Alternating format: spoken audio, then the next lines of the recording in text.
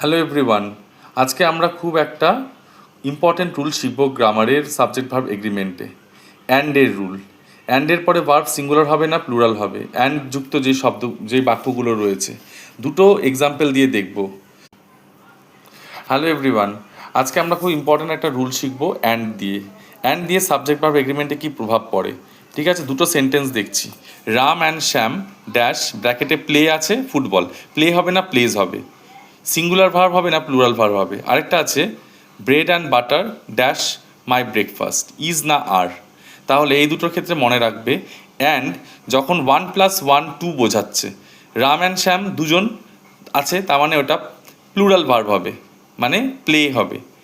কিন্তু দেখো bread and butter দুটো আলাদা খাবার, কিন্তু দুটোকে একসাথে আমরা খাই একটা খাবার হিসাবে, তখন সেটা সিঙ্গুলার ভার্বের মতন ইউজ হবে, সেটা হচ্ছে is. Bread and butter is my breakfast. হয়ে গেল।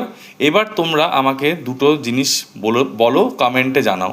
Tom and Jerry dash good friends, আরেকটা হচ্ছে rice and curry dash is my lunch. Is or are হবে, অথবা আর টম অ্যান্ড জেরিরটাতে আর হবে না ইজ হবে। আমি অপশানটাও বলে দিলাম, এবার তোমরা কমেন্টে লিখে জানাও।